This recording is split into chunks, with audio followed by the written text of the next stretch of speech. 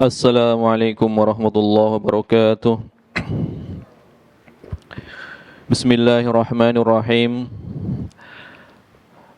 Alhamdulillah hamdan katsiran tayyiban mubarakan fi kama yuhibbu rabbuna tabaraka wa ta'ala wa yarda. Wa asyhadu an la ilaha illallah wahdahu la syarika lah. Wa asyhadu anna Muhammadan abduhu wa rasuluh. Allahumma salli wa sallim ala nabiyyina Muhammad wa ala alihi wa ashabihi wa man ihtada bihadihi wastanna bisunnatihi ila yaumiddin. Ya ayyuhalladzina amanu ittaqullaha haqqa tuqatih wa la tamutunna illa wa antum muslimun. Amma ba'd. Masyarul muslimin wal muslimat rahimani wa rahimakumullah. Kajian Bulughul Maram, kita masih membahas apa-apa yang berkaitan dengan wudu. Adapun pada pertemuan kali ini insyaallah taala kita akan membahas perkara yang berkaitan dengan masyru'iyatu dalki a'dha'il wudu'i, disyariatkannya menggosok anggota wudu. Jadi mencuci sekaligus menggosoknya, bukan hanya mengalirkan air pada anggota wudu, tetapi disyariatkan pula untuk menggosoknya. Qala al-Imam al-Hafidh Ibnu Hajar al-Asqalani rahimahullahu taala fima naqalahu an Abdullah ibni Zaid radhiyallahu anhu.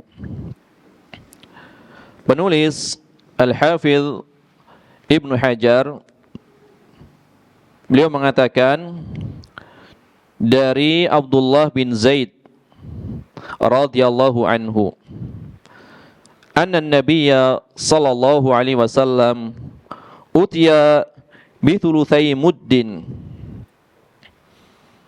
bahwasanya Nabi sallallahu alaihi wasallam pernah diberikan atau didatangkan kepada beliau 2/3 mud air yang digunakan untuk berwudu. Didatangkan kepada Nabi SAW 2/3 mud air untuk berwudu. Faja'ala yadluku dhira'aihi, maka Nabi SAW pun mulai menggosok kedua lengan beliau. Akhrajahu Ahmad. Hadis ini diriwayatkan oleh Imam Ahmad bin Hanbal. Wa shahahahu Ibnu Khuzaimah. Dan hadisnya disahihkan oleh Imam Ibnu Khuzaimah. Ini adalah terjemahan hadisnya secara global. Adapun pembahasan mengenai hadis ini ada dalam beberapa sisi. Yang pertama, hadis ini asal hadisnya adalah diriwayatkan di dalam Musnad Ahmad bin Hanbal. Diriwayatkan oleh Imam Ahmad bin Hanbal di dalam musnadnya. Kemudian oleh Imam Ibnu Khuzaimah di dalam kitab sahih beliau. Dari jalan Syu'bah, rawi yang pernah kita bahas ya beberapa pertemuan yang lalu. Dari jalur Syu'bah, dari Habib ibni Zaid, dari Abbad ibni Tamim, dari pamannya yaitu Abdullah bin Zaid radhiyallahu anhu. Adapun redaksi lafaz yang dibawakan di dalam kitab Bulughul Maram ini adalah lafaz dari Imam Ibnu Khuzaimah. Hanya saja di dalam riwayat Ibnu Huzaimah tidak terlek seperti ini. Di ujung hadis tadi dikatakan, maka Nabi mulai menggosok kedua lengannya. Kedua lengannya. Adapun di dalam riwayat Imam Ibnu Huzaimah, Nabi menggosok lengannya saja, ya, dengan bentuk tunggal. Menggosok lengannya saja, ya, bentuknya mufrad. Ini riwayat di dalam Sahih Ibnu Huzaimah. Lafaznya adalah Nabi menggosok lengannya, bukan Nabi menggosok kedua lengannya. Berarti di sini Al-Hafidz Ibnu Hajar meriwayatkan dengan makna saja. Meriwayatkan dengan makna saja. Lagi-lagi ini sebagai isyarat bahwasanya Al-Hafidz Ibnu Hajar menulis kitab Bulughul Maram ini dengan hafalannya.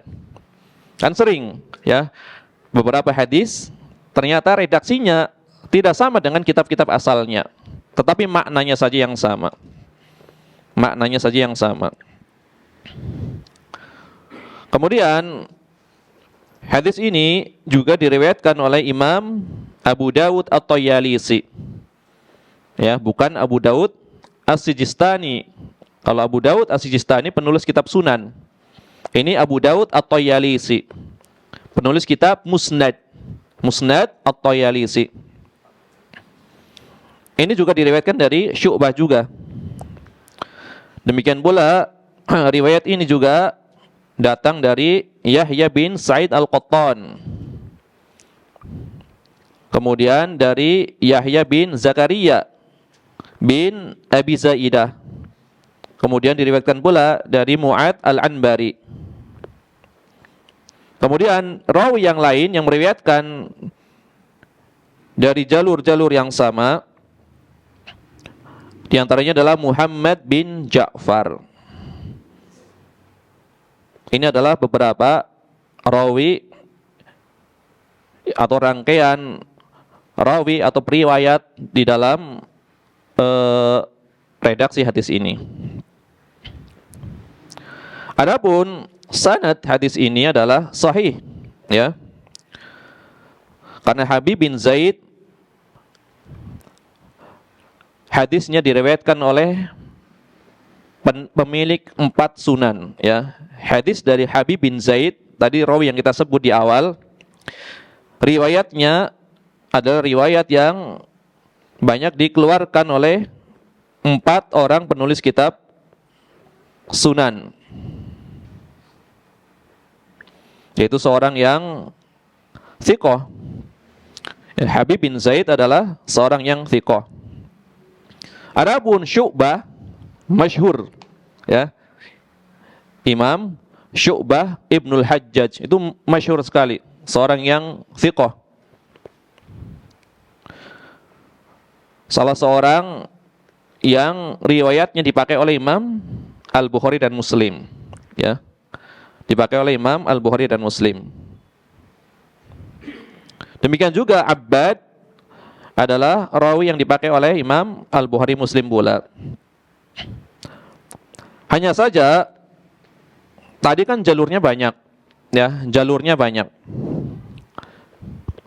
Ada sedikit ya perbedaan riwayat dari Syu'bah. Sedikit perbedaan riwayat dari Syu'bah yang diriwayatkan oleh seorang rawi bernama Gundar. Nanti ada Gundar, nanti ada Bundar. Kalau Bundar adalah rawi yang dulu kita bahas ketika membahas kisahnya Abu Zur'ah Ar-Razi. Haddatsana Bundar. Ini Bundar, ya. Bundar bukan lingkaran, ya, nama orang, Bundar.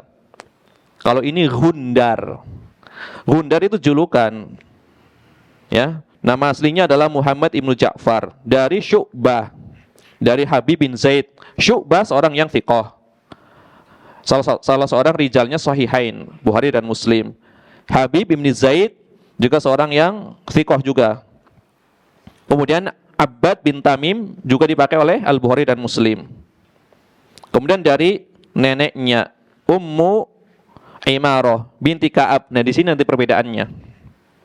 Jadi jalur dari Hundar itu nanti bersambung sampai Ummu Imarah binti Ka'ab. Ini dari apa? Hundar. Sebagaimana diriwayatkan oleh Imam Abu Daud. Adapun riwayat yang lainnya selain Hundar ini itu sampai pada seorang rawi yang bernama, di sini dikatakan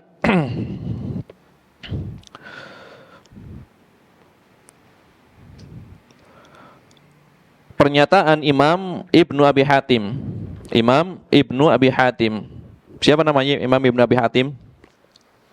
Kemarin juga kita bahas. Ini murojaah sedikit aja nama-nama. Ibnu Abi Hatim. Namanya siapa? Abdurrahman, ya. Abdurrahman ini senantiasa bertanya kepada bapaknya Abu Hatim, Imam Al-Jarhu wa Ta'dil. Begitu pula beliau sering bertanya kepada Abu Zur'ah Ar-Razi, ya, kawan dari ayahnya. Kata Ibnu Abi Hatim, sa'altu Aba Zur'ah. Aku pernah bertanya kepada Abu Zur'ah Ar-Razi an hadzal hadis, tentang hadis ini. Hadis yang kita bawakan di awal pembahasan. Faqala, maka kata Abu Zur'ah Ar-Razi, as-sahih indi hadithu Gundar. Hadis yang sahih menurutku adalah yang diriwayatkan dari jalur Gundar. Ya. Wa naqala al-Hafidz an Abdullah ibn Mubarak annahu qala idza ikhtalafa an-nasu fi hadithi Syu'bah fa kitabu Gundar hakamun bainahum. Kan muaranya tadi sampai pada Syu'bah. Apabila banyak rawi yang meriwayatkan dari Syu'bah, rawinya banyak, kemudian di situ ada Gundar ikut meriwayatkan, kemudian terjadi perbedaan riwayat, maka yang menjadi hakim, yang menjadi penentu kesahihan riwayatnya adalah riwayat Gundar. Ini kata Al-Hafidz yang menukil dari Abdullah bin Al-Mubarak.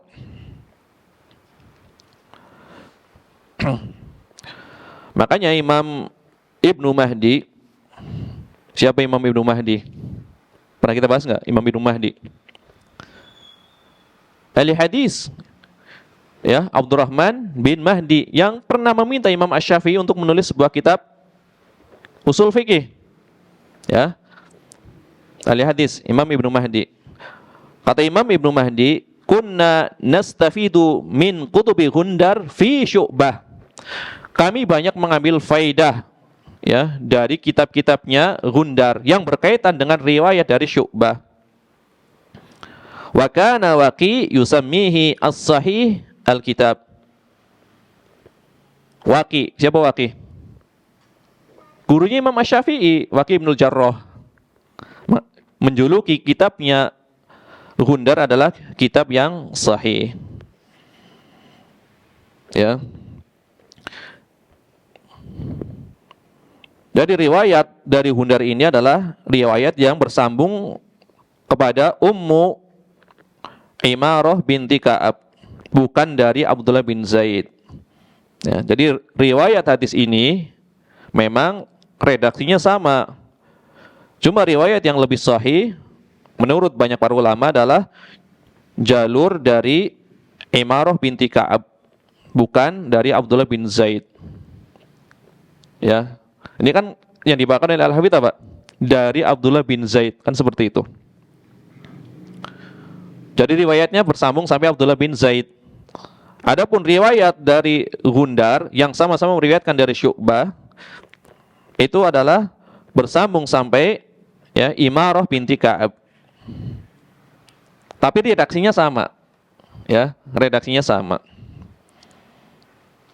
Maka kesimpulannya hadisnya adalah hadis yang sahih. Ini sekedar membahas perbedaan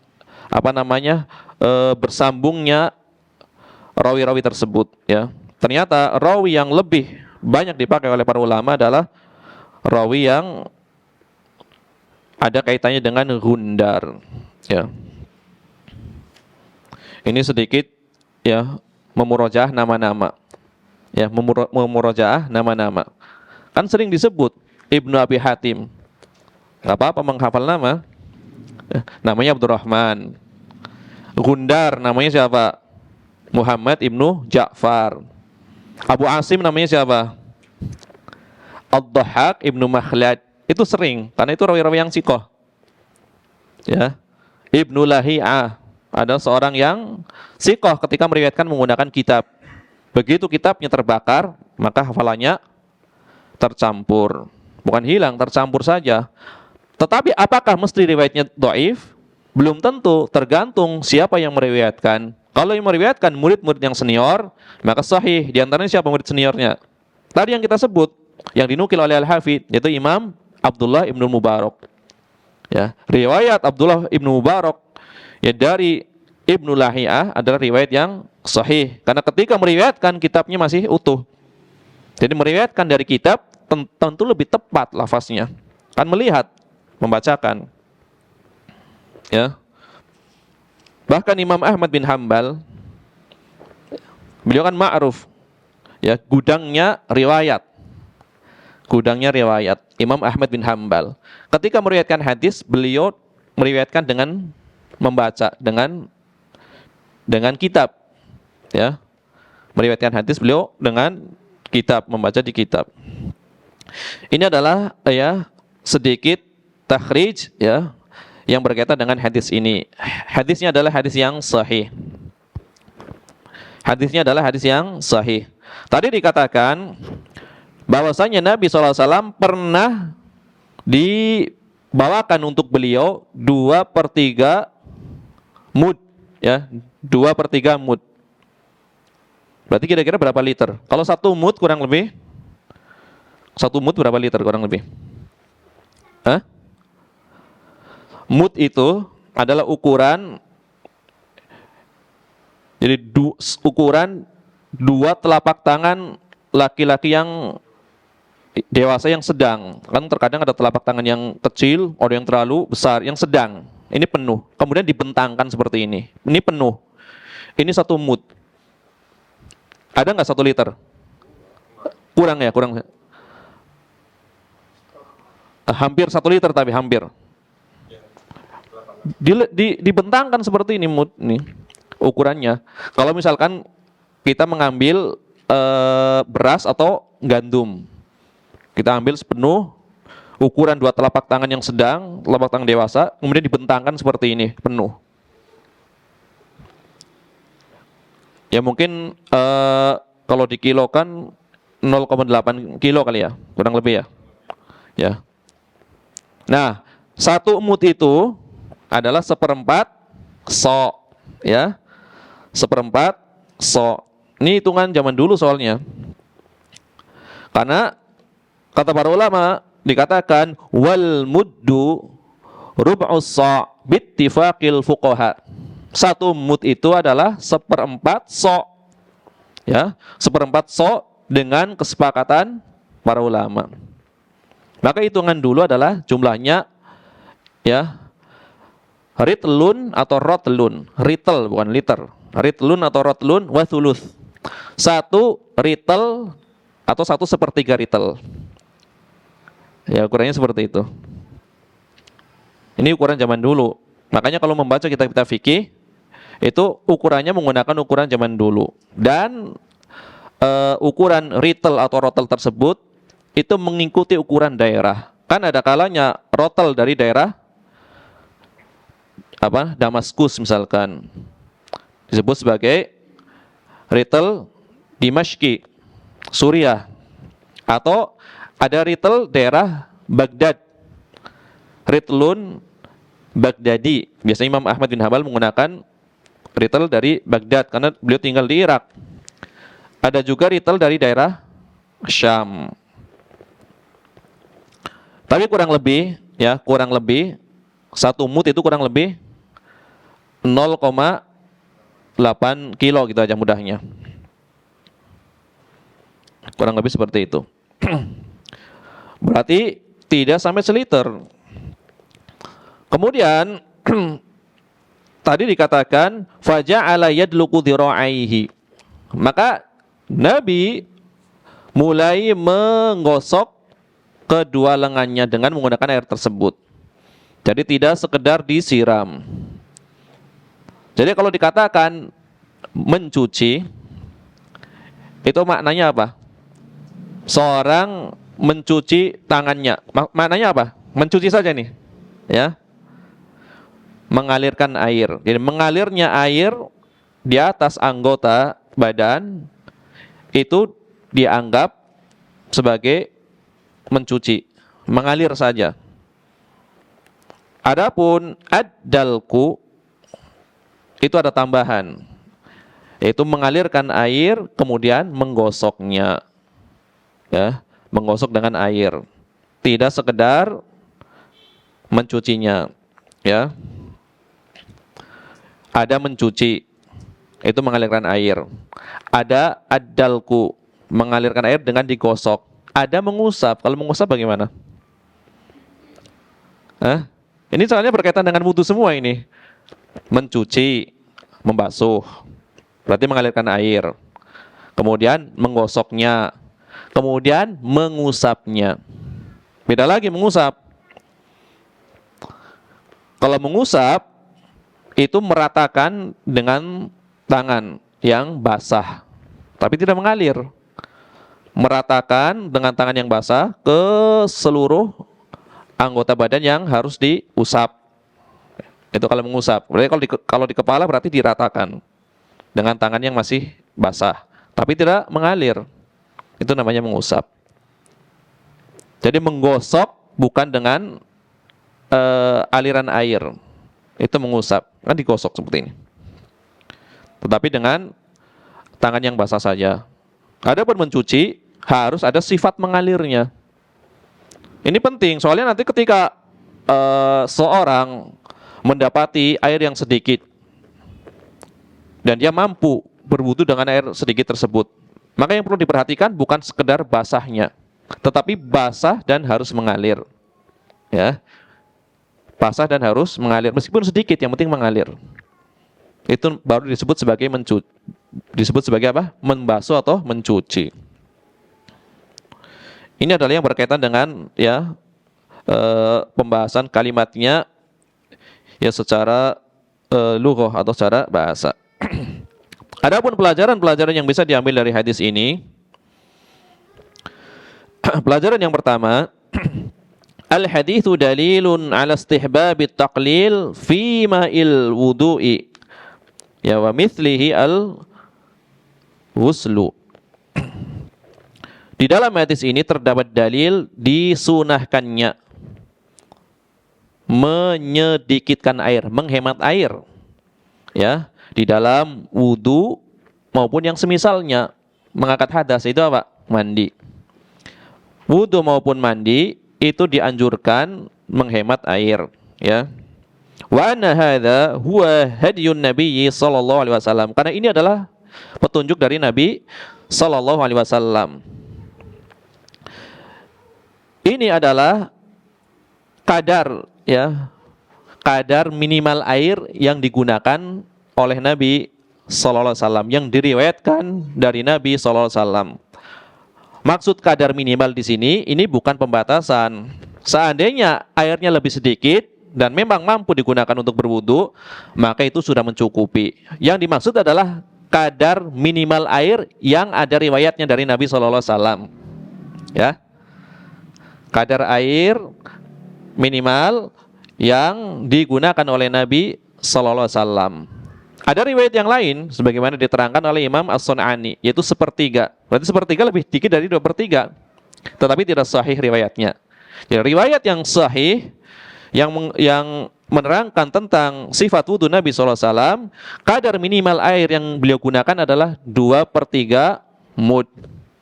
Sekali lagi, ini bukan pembatasan. Tentu kurang dari itu juga diperbolehkan selama bisa digunakan untuk mencuci ataupun meratakan anggota wudu secara sempurna, ya. Jadi yang jadi patokan bukan 2/3-nya, tapi masihkah bisa digunakan air yang lebih sedikit dari itu untuk membasuh anggota wudhu secara sempurna. Kalau bisa digunakan untuk membasuh secara sempurna, maka telah mencukupi. Contohnya berapa? Segini nih, 1 botol aqua.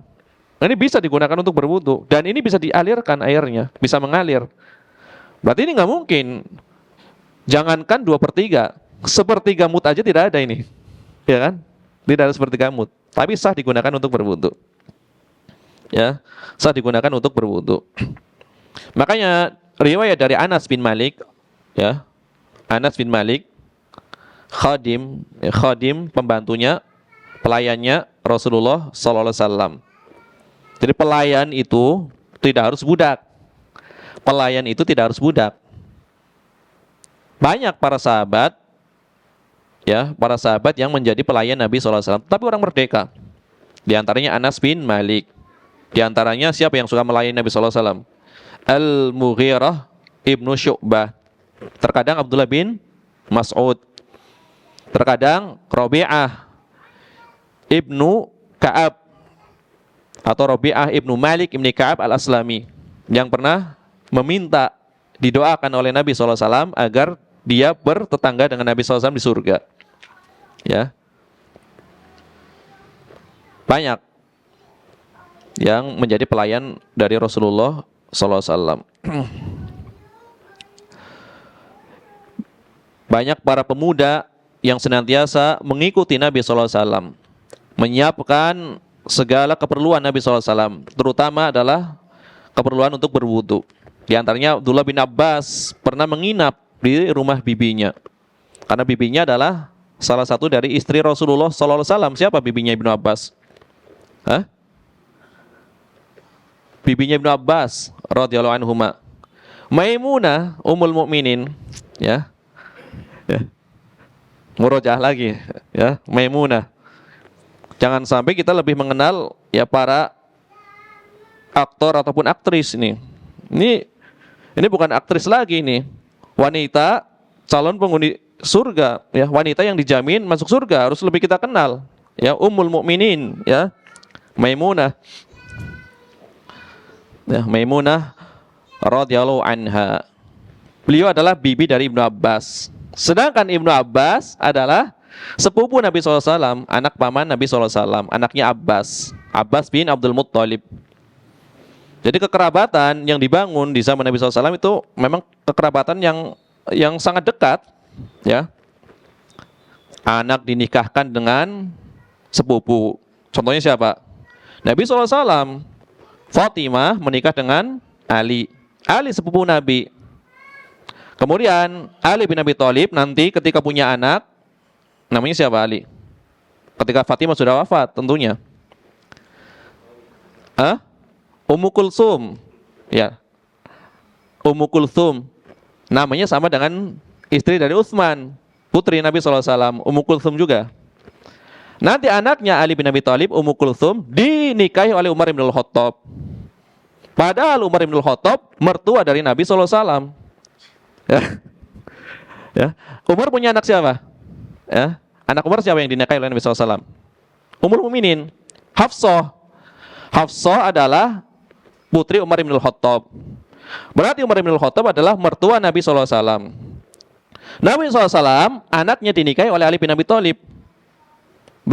Berarti Ali bin Abi Thalib adalah menantu Nabi SAW. Anaknya Ali bin Abi Thalib dinikahi oleh Umar bin Khattab. Jadi muter.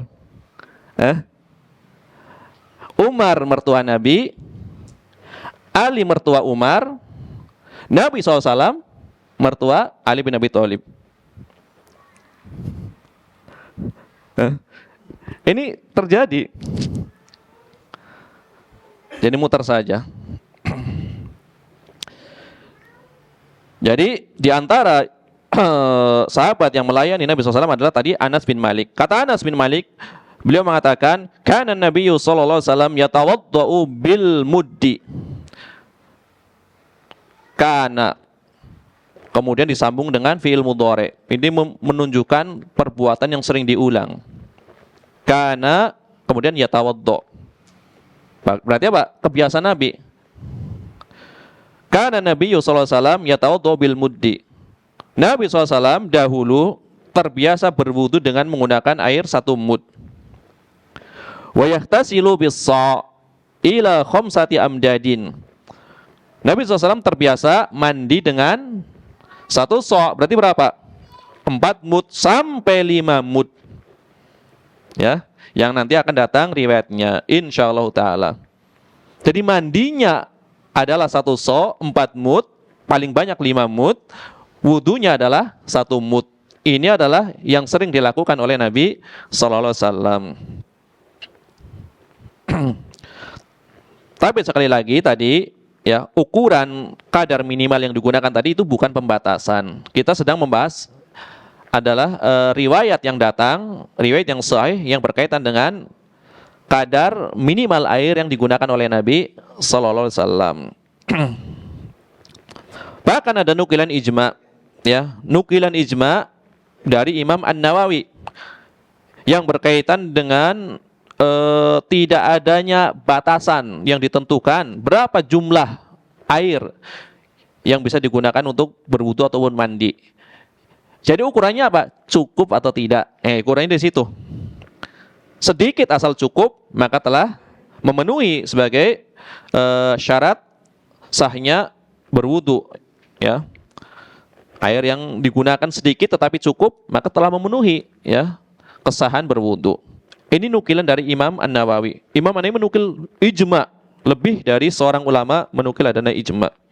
Kata Imam An-Nawawi, beliau mengatakan ajma'al muslimuna ala anna al-ma' alladhi yujzi'u fil wudu'i wal husli ghairu muqaddarin.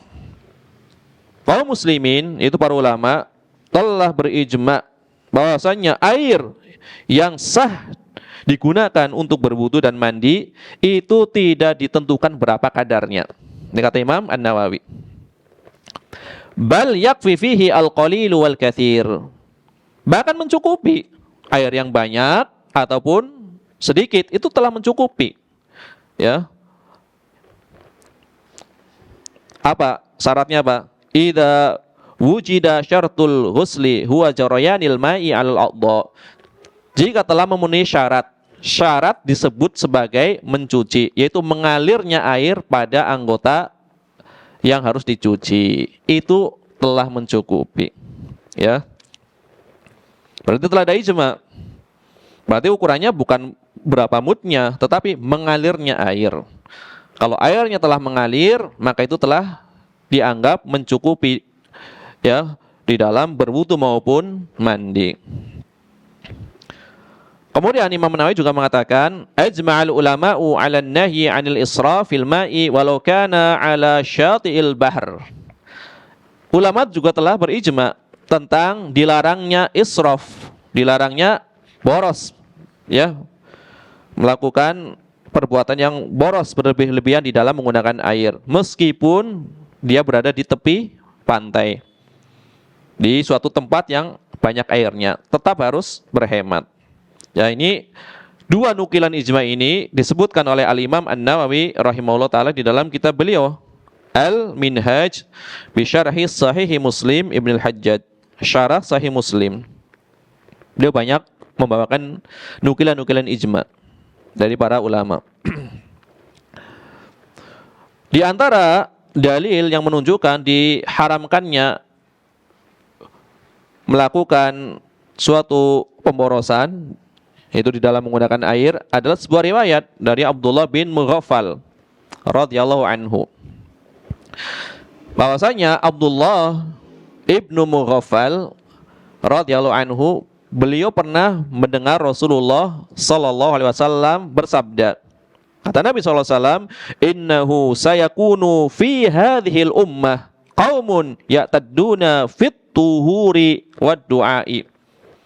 Ini riwayat Imam Abu Daud dan Imam Ahmad bin Hanbal.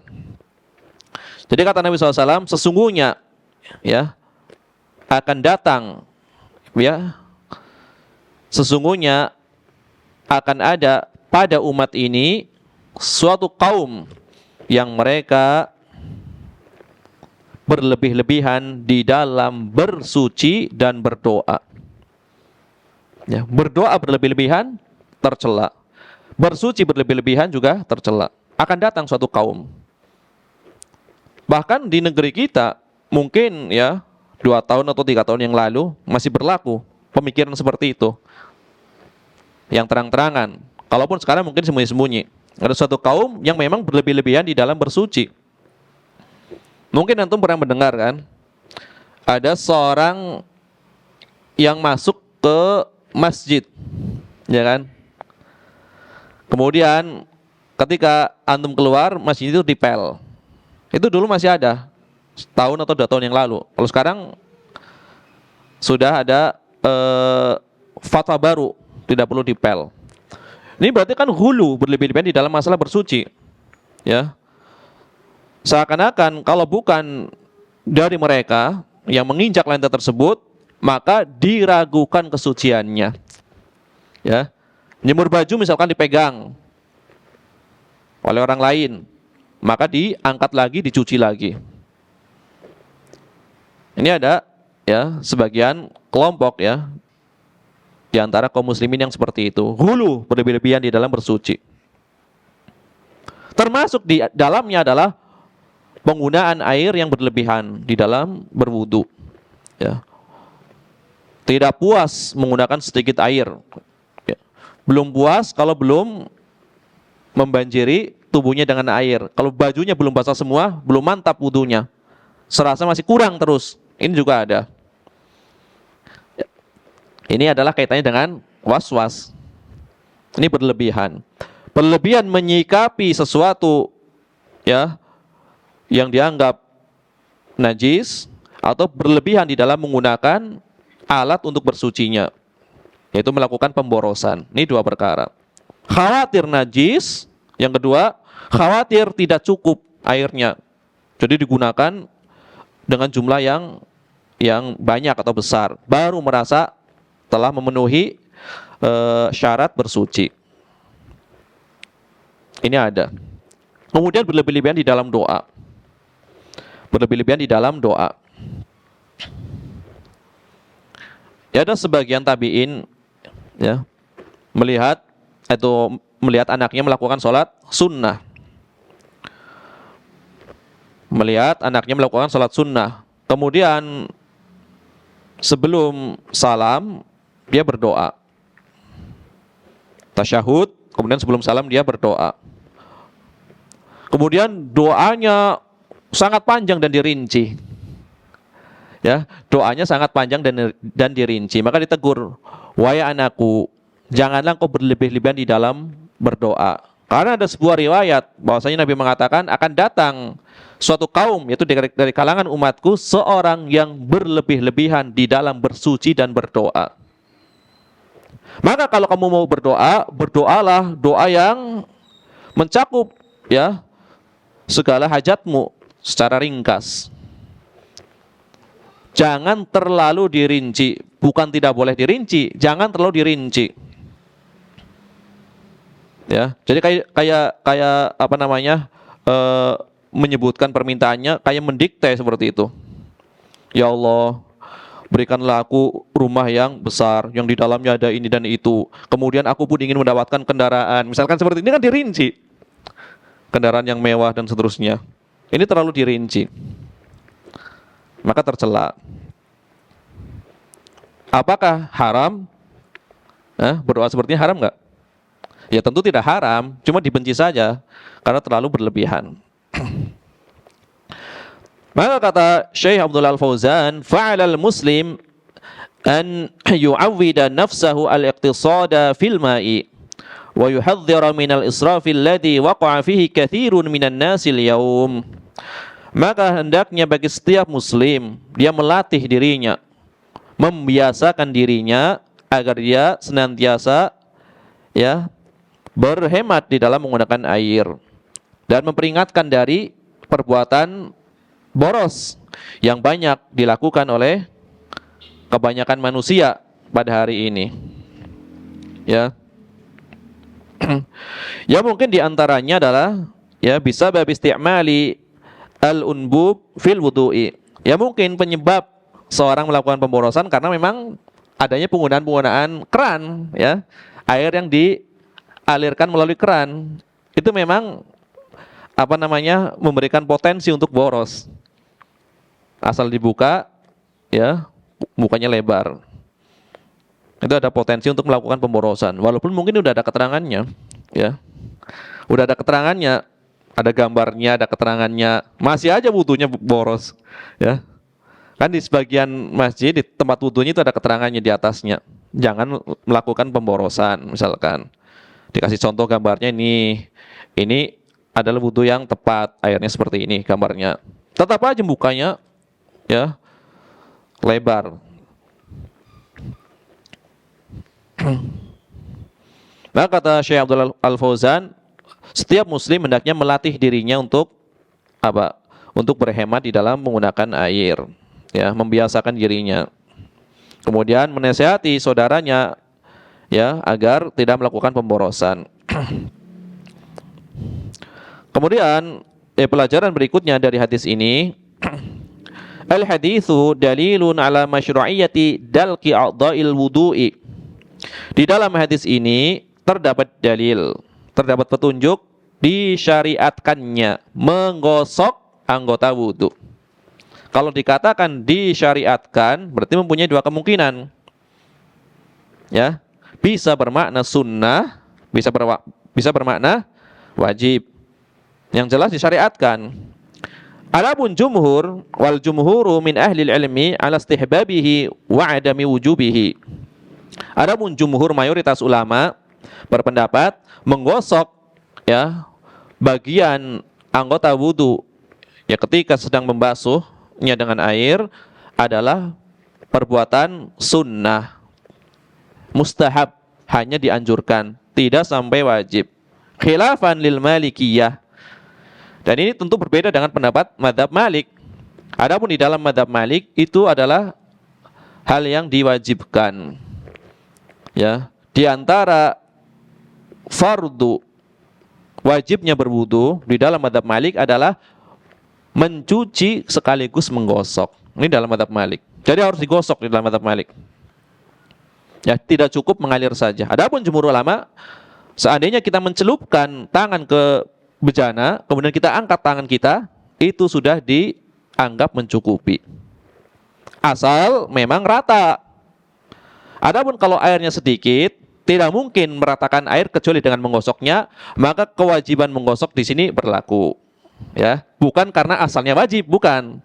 Karena kan dikatakan mala yatimu al wajib illa bihi fahuwa wajib. Suatu perkara yang kewajiban itu tidak sempurna kecuali dengan perkara tersebut, maka perkara tersebut menjadi wajib. Kewajibannya apa? Meratakan anggota wudu dengan air. Tetapi tidak bisa terpenuhi, ya, meratakan tersebut kecuali dengan menggosok, maka menggosok menjadi wajib. Jadi bukan asalnya wajib, tapi karena sebab yang lainnya, ya. Ya, apa yang kewajiban tidak sempurna kecuali dengan perkara tersebut, maka perkara tersebut menjadi wajib. Adapun asalnya adalah hanya sunnah, anjuran. Karena yang namanya mencuci menurut jumhur ulama ya seperti itu. Kan ayatnya menyatakan basuhlah wajah kalian. Ya udah, asal sudah rata, udah dianggap membasuh. Adapun Malikiyah tidak. Malikiyah menggunakan riwayat tambahan. Ayatnya itu masih global, kata Malikiyah. Ayatnya kan masih global. Ya, faghsilu wujuhakum. Basuhlah wajah-wajah kalian. Basuh ini masih global. Kemudian basuhlah kedua tangan kalian sampai apa? Sampai siku. Itu kan masih global. Tetapi ada hadis yang menerangkan bahwasanya Nabi menggosoknya. Kan gitu. Apakah hadis di sini sebagai penafsir ayat yang masih global atau tidak? Karena sekedar perbuatan Nabi tidak harus, ya, menjadikan hukumnya wajib. Ya, perbuatan Nabi dilakukan oleh Nabi nih. Semata-mata perbuatan itu apakah bisa memberikan faedah wajib? Ya, perbuatan Nabi mengulang-ulang perbuatannya. Apakah perbuatan tersebut menjadi wajib? Belum tentu. Ya, belum tentu. Tetapi kalau perbuatan Nabi SAW disertai dengan ucapan Nabi SAW, nah itu baru bisa menjadi perintah yang wajib. Karena kembali lagi kepada hukum asal perintah. Kan kemarin kita terangkan ada 4 pendapat hukum asal perintah. Jadi segala sesuatu itu ketika mendapati nas, teks atau dalil dari Al-Quran maupun Sunnah, itu ketika kita membaca dalil tersebut, memahami lafaznya, maka yang paling pertama adalah dikembalikan kepada hukum asal. Misalkan di dalam ayat ada perintah, kembalikan ke hukum asal. Hukum asal perintah apa? Misalkan wajib, jumhur ulama. Berarti selama tidak ada dalil yang memalingkan, berarti wajib. Atau hukum asal perintah adalah sunnah. Selama tidak ada dalil yang memalingkan, berarti sunnah. Nah, ini kan kembali kepada hukum asalnya. Hukum asalnya apakah wajib, apakah sunnah, apakah mubah, atau masuk di antara 1-3 hal tersebut, kan seperti itu. Maka hukum asal ini penting di dalam penerapannya terhadap beberapa kasus. Ya, istishabu hukmi asli atau al aslu bara'atul asli, al aslu bara'atul asliyah, kan seperti itu.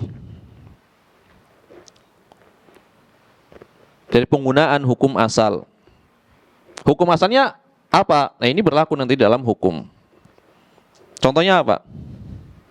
Hukum asal sholat. Hukum asal sholat nih, sholat apapun ini, tasbihnya hitungannya berapa? Minimal berapa? Tasbihnya dalam sujud ataupun ruku berapa? Hah?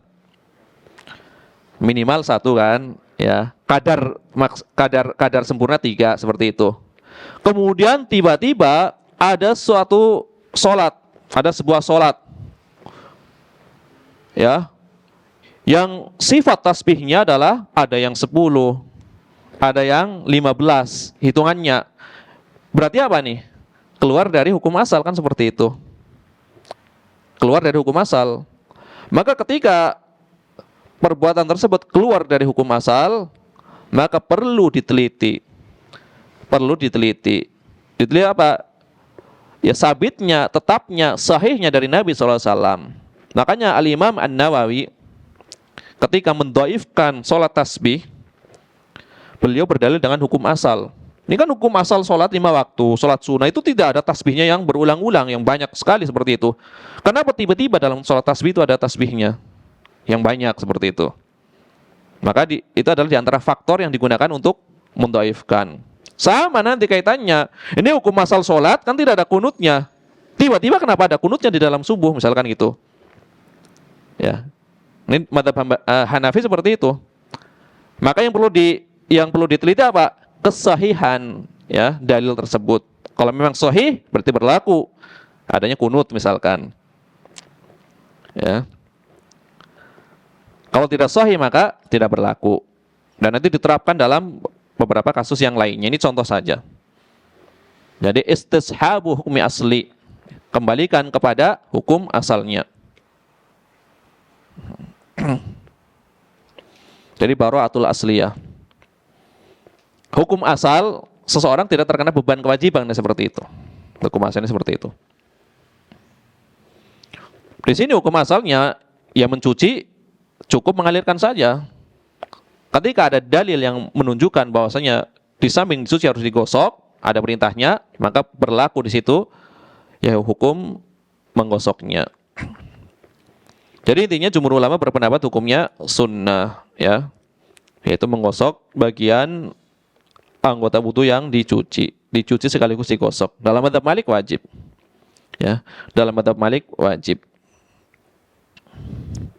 Jadi agak ketat di dalam masalah berwudu di dalam mazhab Malik.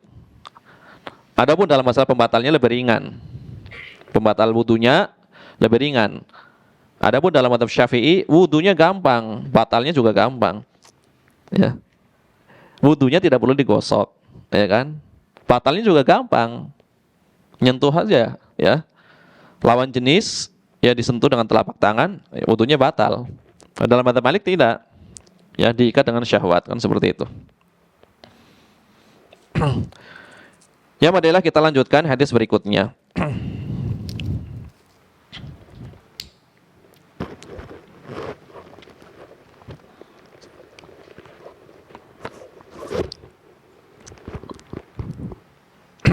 Masih dari Abdullah bin Zaid. Ya. Masih dari Abdullah bin Zaid. Di situ apa lafaznya? Wa anhu ya. Hah? Wa anhu. Di sini. Di sini wa an Abdillah. Wa an Abdillah ibn Zaid radhiyallahu anhu. Dan darinya, yaitu dari Abdullah bin Zaid radhiyallahu anhu. Ini berkaitan dengan Abdullah bin Zaid. Itu ada dua sahabat yang masyhur yang bernama Abdullah bin Zaid. Adapun Abdullah bin Zaid yang meriwayatkan hadis tentang wudu ini, nama lengkapnya adalah Abdullah ibni Zaid ibni Asim Al-Mazini Al-Ansari. Nanti ada Abdullah bin Zaid ya, ibnu Abdi Rabbihi, meriwayatkan hadis tentang adzan. Meriwayatkan hadis tentang adzan. Di antara para hufad, para hafid di kalangan ahli hadis, para imam ahli hadis, itu ada yang keliru, ya, ada yang keliru. Ya, sebagaimana diterangkan oleh banyak para ulama. Di antaranya adalah Sufyan bin Uyainah. Imam Sufyan bin Uyainah, seorang imam ahli hadis. Di mana beliau tempatnya? Sufyan bin Uyainah? Hah? Bukan. Di Mekah, ya. Beliau termasuk di antaranya beliau termasuk di antara guru atau syekh dari Imam Asy-Syafi'i rahimahullah taala. Seorang tabi'in sedang atau pertengahan. Kan ada tabi'in besar, kemudian bukan tabi'in maksudnya, tabi'ut tabi'in sedang. Tabi'ut tabi'in sedang. Jadi dia banyak bertemu dengan para tabi'in, tapi tidak terlalu banyak banget, banyak saja. Kan ada yang banyak banget. Di antaranya siapa?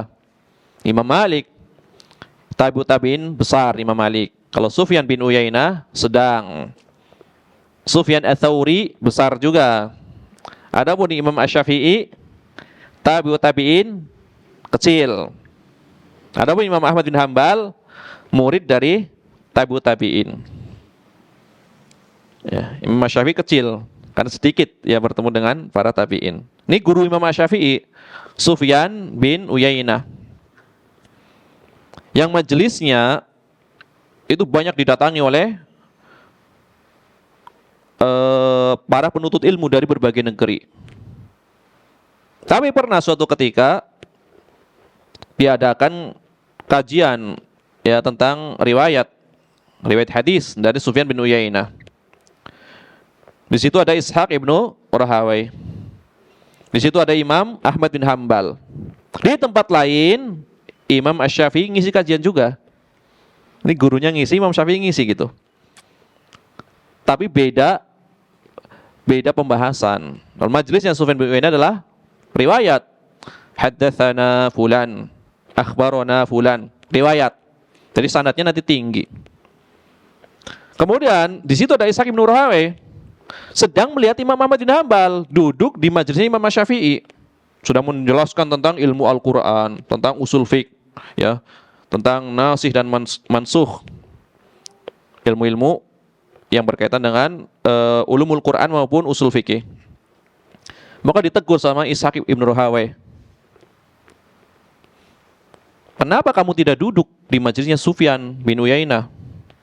Ini kan seorang pemuda, umurnya juga beda tipis dengan kita. Umurnya beda dikit dengan kita. Ngapain kamu duduk di sini? Kenapa kamu tidak duduk di syekh yang lebih kibar? Dari sisi usia tentunya kan. Ini kan beda dikit dengan kita umurnya. Kenapa kamu duduk di majelisnya pemuda ini? Kata Ishaq bin Rahawai. Kata Imam Ahmad, diam. Ya. Imam Ahmad sedang menyimak Imam Syafi'i. Ya kan? Kalau kita kehilangan riwayat dari jalur Sufyan, kan tinggi. Kita masih bisa mengambil riwayat yang nazil yang lebih rendah, tetapi tidak memudaratkan riwayat selama sahih, kan seperti itu. Hanya memang ketinggiannya kurang, turun kan menjadi lebih rendah. Saya tidak dapat dari Sufyan bin Uyainah, saya masih bisa dapat dari jalur yang lain. Tapi kalau saya kehilangan majelis pemuda ini, itu yang Al-Imam Asy-Syafi'i, saya khawatir tidak bisa mendapati majelis yang semisal sampai hari kiamat. Gitu. Nah, ini Sufyan bin Uyainah adalah Imam ahli Makkah, Imam ahli Makkah.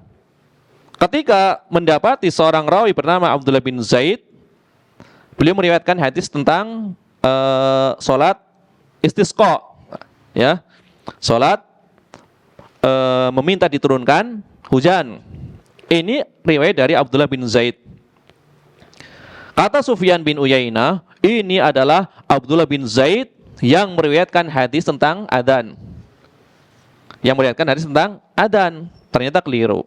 Yang benar Abdullah bin Zaid yang meriwayatkan hadis tentang salat istisqa adalah Abdullah bin Zaid yang sedang kita bahas, yang meriwayatkan hadis tentang wudu. Karena riwayat yang sampai kepada kita kurang lebih 48 riwayat. Abdullah bin Zaid bin Asim Al-Mazini Al-Ansari, masyhur dengan hadis tentang wudu. Itu juga yang meriwayatkan hadis tentang salat istisqa. Kata Sufyan bin Uyainah, Abdullah bin Zaid ini adalah Abdullah bin Zaid yang meriwayatkan hadis tentang adzan. Maka dikritik oleh para ulama, ya, diantaranya oleh Imam Al-Bukhari, diantaranya oleh Imam An-Nawawi. Kata Imam An-Nawawi, Abdullah bin Zaid Ibnu Abdir Rabbih yang meriwayatkan hadis tentang adzan, ya hadisnya cuma hadis tentang adzan. Ini juga keliru juga Imam Nawawi. Ya, mengkritik, ya. Kritikannya memang benar, bahwasanya Sufyan bin Uyainah itu keliru.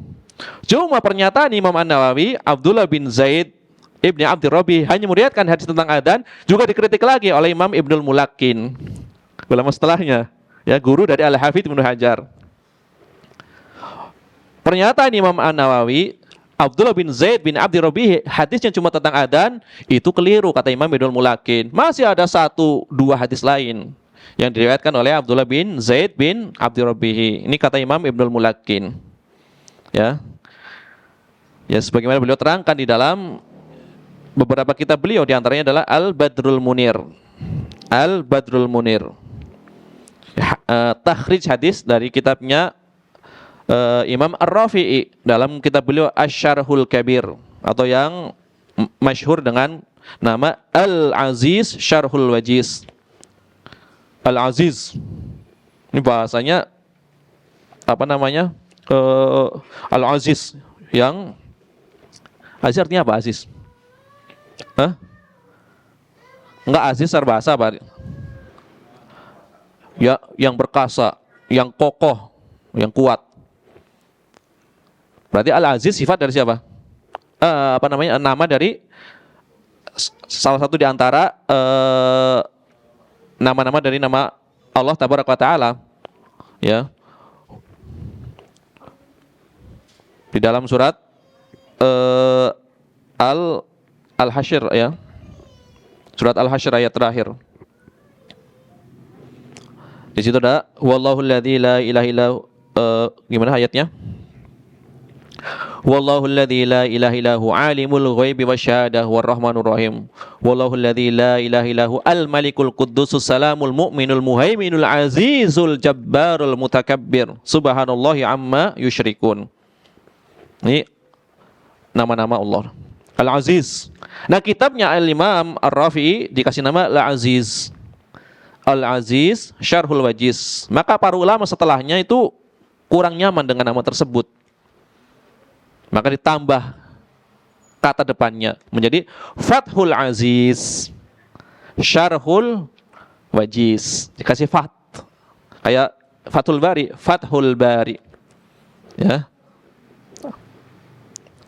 Ada Fathu Dzil Jalali wal Ikram. Jadi Fathul Aziz, padahal nama kitab aslinya Al-Aziz. Atau lebih mudahnya Asy-Syarhul Kabir. Ini ditahrij hadisnya oleh Imam Ibnul Mulakin. Kemudian oleh Al-Hafidz diringkas menjadi kitab At-Talkhisul Habir fi tahriji ahaditsir Rafi'il Kabir, kan gitu.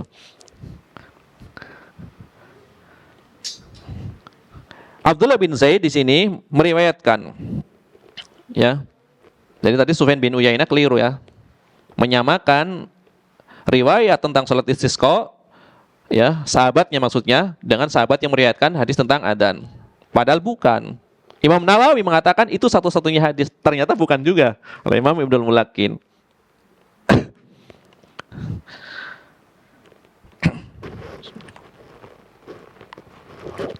Kalau antum catat ini berfaedah nanti. Ketika bertemu dengan rawi antum bisa tahu. Ini kan populer ini. Ya, tentang Abdullah bin Zaid. Jadi minimal kalau ada orang ngomong nyambung gitu. Oh iya, Abdullah bin Zaid meriwayatkan hadis tentang adzan. Kemudian dikatakan meriwayatkan hadis tentang salat istisqa oleh Sufyan bin Uyainah. Ternyata keliru. Nah, minimal dapat tambahan ilmu. Dari Abdullah bin Zaid radhiyallahu anhu, annahu ra'a an-nabiyya sallallahu alaihi wasallam ya'khudhu li udhunayhi ma'an khilafal ma'i alladhi akhadha li ra'sihi. Bahwasannya Abdullah bin Zaid pernah melihat Nabi sallallahu alaihi wasallam mengambil air yang digunakan untuk mengusap kedua telinganya dengan air yang tidak digunakan untuk mengusap kepalanya. Jadi air yang digunakan untuk mengusap telinganya itu bukan air yang digunakan untuk mengusap kepalanya. Jadi dibedakan. Kepala sendiri, kemudian telinga juga sendiri. Ini berdasarkan riwayat ini, yaitu akhrajahu al-Baihaqi. Riwayat Imam al-Baihaqi. Jadi Nabi SAW mengambil air untuk kedua telinganya, ya, berbeda dengan air yang digunakan untuk kepalanya. Yang digunakan untuk mengusap kedua telinganya, airnya tidak sama dengan air yang digunakan untuk mengusap kepalanya. Ini riwayat Al-Baihaqi. Wa huwa inda Muslim. Kemudian riwayat ini yang nanti sanadnya bersambung sampai Abdullah bin Zaid min hadal wajhi bilafdin. Sama ini. Sanad ujungnya sama. Sanad ujungnya sama. Tapi lafaznya beda. Jadi muara riwayatnya kepada sahabatnya itu sama. Cuma lafaznya beda. Bunyinya seperti ini di dalam riwayat Muslim. Wa masaha bi ra'sihi bima'in ghairi fadli yadayhi. Maka Nabi SAW mengusap kepalanya dengan air yang tidak digunakan untuk mencuci kedua tangannya. Wa huwal mahfud. Riwayat ini adalah riwayat yang mahfud, yang benar. Paham nggak nih? Ini sama-sama dari Abdullah bin Zaid. Riwayat yang dibawakan oleh Imam Al-Baihaqi, paketnya apa? Kepala dan telinga. Riwayat yang dibawakan oleh Imam Muslim, paketnya apa? Kepala dan tangan. Tangan dan kepala gitu. Yang digunakan untuk kepalanya berbeda dengan yang digunakan untuk tangan. Ini riwayat Muslim. Tetapi riwayat Imam Al-Baihaqi yang digunakan untuk mengusap telinganya berbeda dengan yang digunakan untuk mengusap kepalanya. Padahal sama-sama jalurnya. Jalur atasnya. Tentu jalur bawahnya tuh beda. Tapi kan kembali ke sahabatnya ini maksudnya. Kemudian ada komentar wahwal mahfud, riwayat Muslim. Riwayat yang mahfud adalah riwayat dari Muslim. Nabi mengusap kepalanya dengan air yang tidak digunakan untuk mencuci kedua tangannya. Jadi ngambil lagi. Tangannya selesai dicuci, ngambil air hanya khusus untuk kepalanya. Apakah masuk di dalamnya telinga? Nah, di sini ada khilaf nanti. Apakah telinga bagian dari kepala?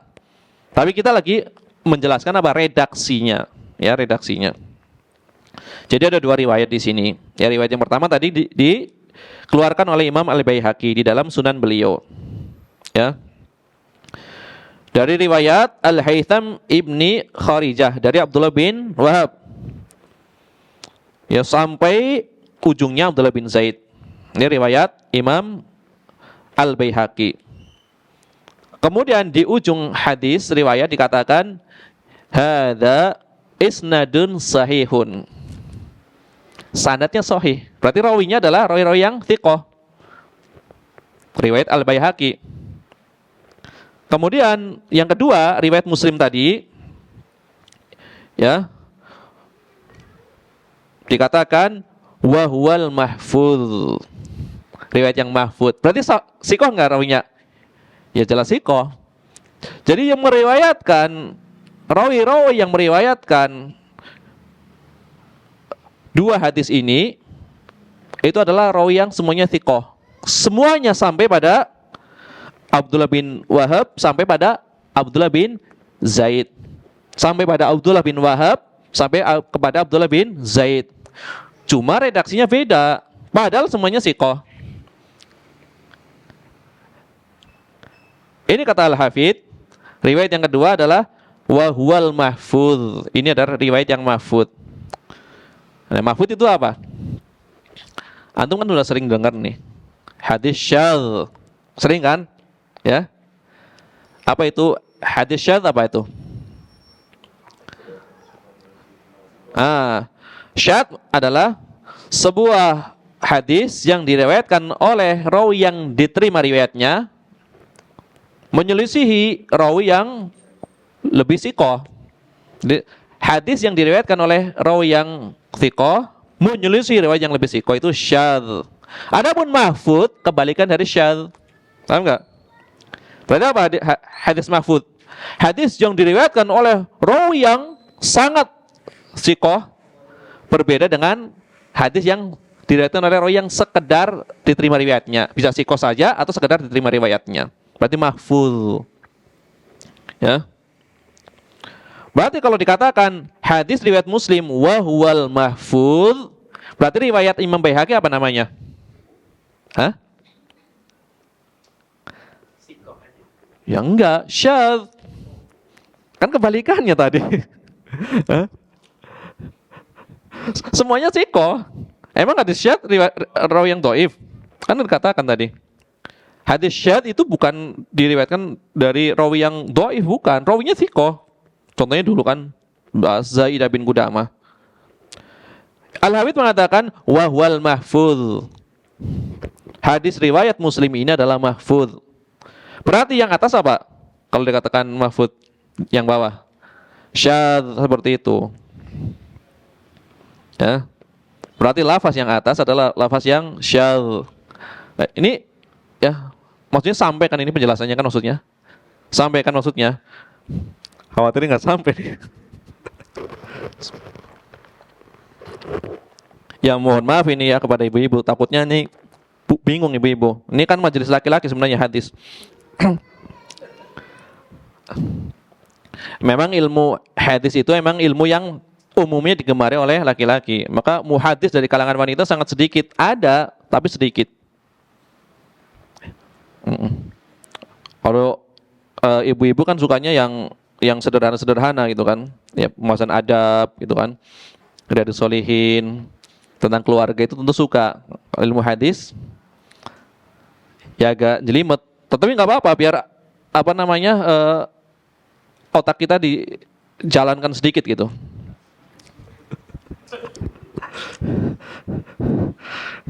Ini tadi dibahas yang pertama adalah riwayatnya riwayat yang syadz. Yang kedua adalah riwayat yang mahfuz. Ini kaitannya nanti adalah dengan hukum mengambil air yang baru untuk mencuci telinga kan seperti itu. Kalau menggunakan riwayat yang kedua, riwayat Muslim, berarti antara kepala dengan telinga itu satu paket. Jadi setelah mencuci tangan, ngambil air lagi untuk kepala dan telinga. Ini riwayat yang mahfuz. Tetapi kalau kita menggunakan riwayat yang pertama tadi, tangan sudah selesai, ngambil air untuk kepala, ngambil air lagi untuk telinga, kan seperti itu. Nah inilah dari riwayat-riwayat ini maka para ulama berbeda pendapat. Ya, terbagi menjadi 3 mazhab. Ya, 3 mazhab. Semuanya dikembalikan kepada 2 hadis ini. Ya. Semuanya dikembalikan kepada hadis ini. Al-hadisu, kata Syekh Abdul Al-Fauzan, al-hadisu, hadis ini yang kita bawakan, dalilun ala anna mashal udunain yakunu bifadli ma'i ra'si wa la yu'khadhu lahuma ma'un jadidun. Hadis ini yang mahfuz ini sebagai dalil bahwasanya mengusap kedua telinga itu adalah menggunakan sisa air yang digunakan untuk mengusap kepala. Ya, karena pasangnya tadi kepala dan tangan. Ya, memang bukan dari air yang menempel di tangan, tetapi adalah dari air yang digunakan untuk mengusap kepalanya langsung ke telinganya. Ini menggunakan riwayat Muslim.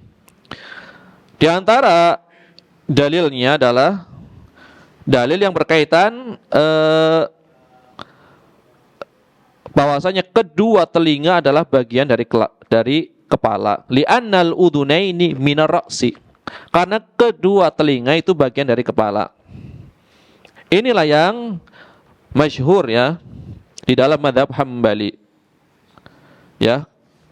Telinga adalah bagian dari kepala. Kita lagi ngomong pembahasan bagian kepala dan telinga. Ya, bukan masalah mengambil air barunya. Maksudnya di dalam mazhab Hambali, telinga itu bagian dari kepala. Adapun cara mencucinya menggunakan riwayat yang pertama itu. Ya. Cara mencucinya menggunakan riwayat yang pertama.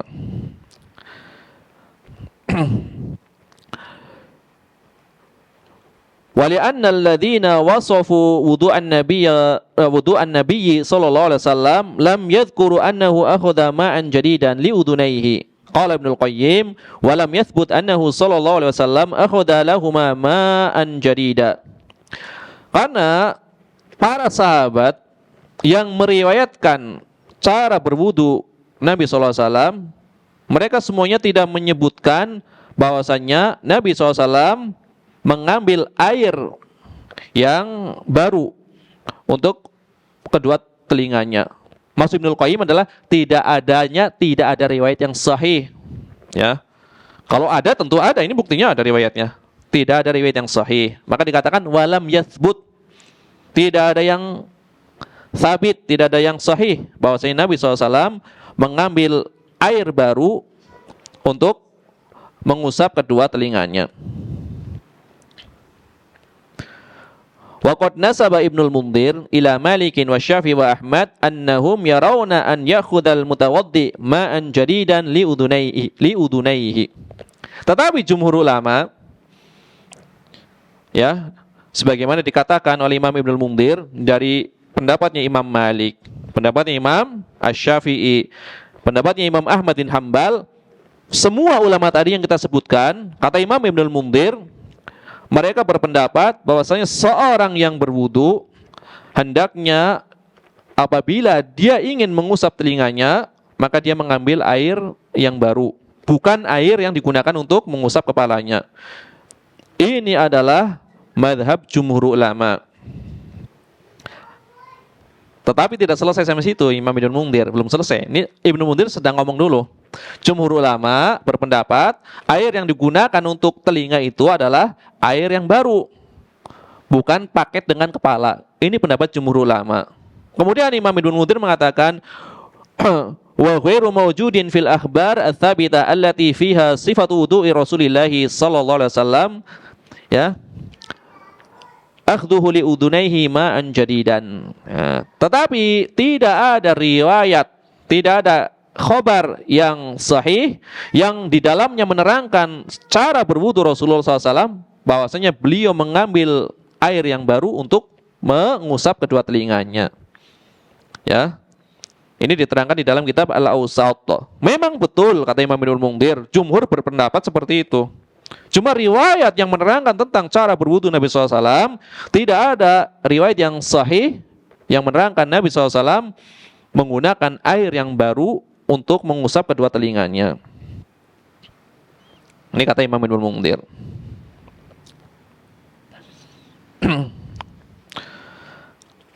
Karena sebagaimana telah kita ketahui ya di dalam beberapa riwayat yang lalu, yang berkaitan dengan mengusap kepala adalah sebuah riwayat dari Utsman ya, yang diriwayatkan oleh Humran Maula Utsman.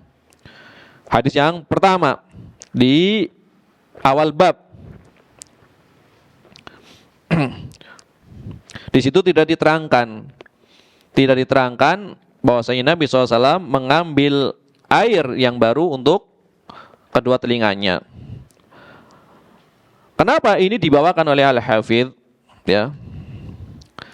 Karena di dalam riwayat ini terdapat faidah, yaitu disyariatkannya mengambil air yang baru ya untuk mengusap kepala.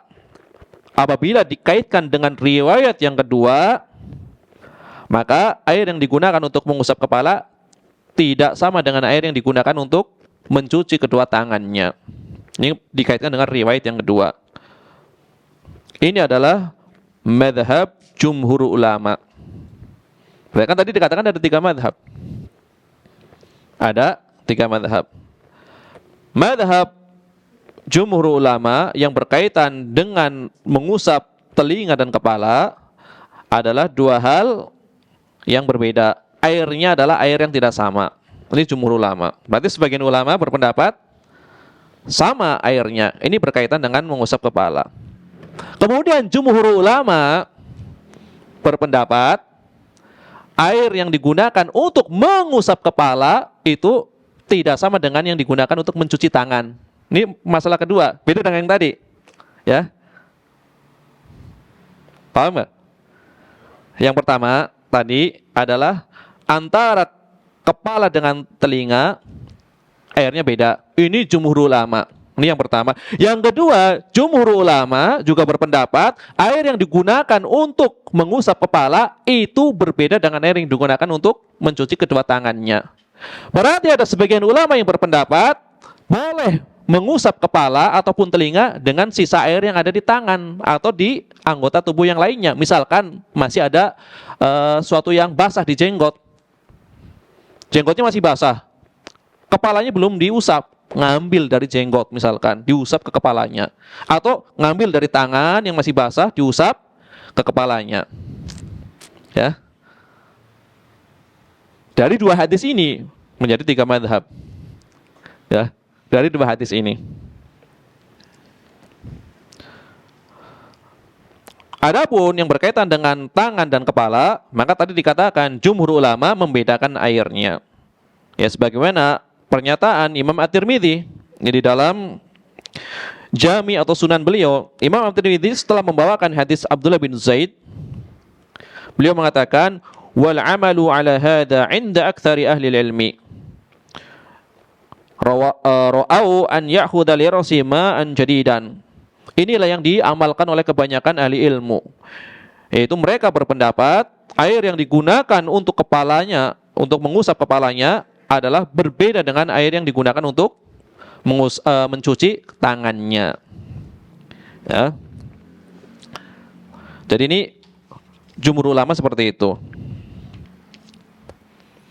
Adapun yang berkaitan ya dengan telinga dan kepala masing-masing dengan air baru, itu adalah tadi ya mazhab jumhur ulama juga. Jadi masailnya itu saling apa? Saling masuk antara satu dengan yang lainnya dari 2 hadis ini. Dari 2 hadis ini. Kemudian tadi sebagian ulama berpendapat boleh ya menggunakan air sisa yang ada di anggota badan manapun, di jenggot ataupun di tangan untuk mengusap kepalanya. Ini adalah pendapat dari sebagian Malikiyah. Sebagian Malikiyah berpendapat seperti itu. Boleh mengusap kepala dengan sisa air yang menempel di anggota badan lainnya, jenggot maupun tangan. Ya, sebagaimana diterangkan oleh Imam Ibnul Arabi. Imam Ibnul Arabi. Nanti ada Ibnu Arabi, nggak pakai alif lam. Itu 2 tokoh yang berbeda.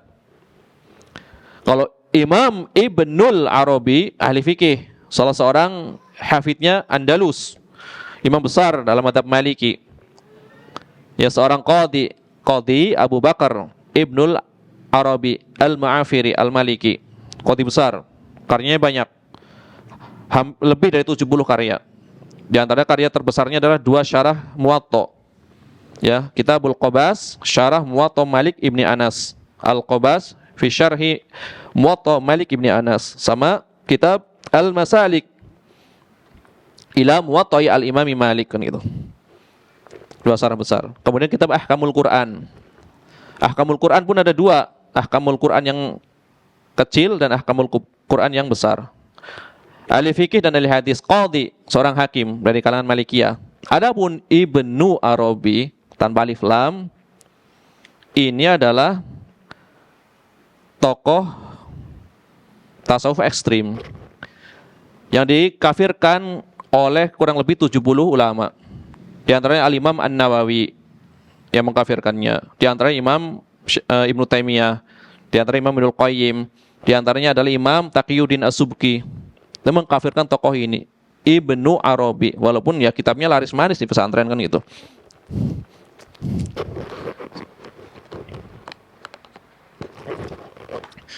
Ya, kitabnya apa? Kitab apa namanya? Tasawuf itu.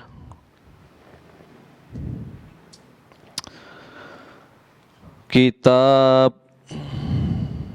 belakangnya Al-Hikam. Kalau nggak salah Fususul Hikam, kalau nggak salah. Ya, tentang tasawuf. Imam Ibnu Arabi. Kemudian di antara ulama Malikiyah yang membolehkan mengusap bagian kepala dengan sisa yang ada di bagian wudu yang lainnya adalah Imam Ibnu Abdul Bar. Mereka berdalil, dalil yang digunakan oleh ulama yang membolehkan hal tersebut adalah sebuah riwayat dari Rubayyi. Di dalam riwayat tersebut dikatakan wa masaha ra'sahu min fadli ma'in kana fi yadihi. Maka Nabi SAW mengusap kepalanya menggunakan air sisa yang digunakan untuk mencuci tangannya. Nah, ini ada riwayatnya. Kemudian secara ini aja, secara logika saja, wali annal masha mabniun ala takhfif. Yang namanya mengusap itu kan suatu perbuatan yang diringankan, maka tidak perlu mengambil air baru lagi. Nah, ini diantara alasannya, kan ringan, ya.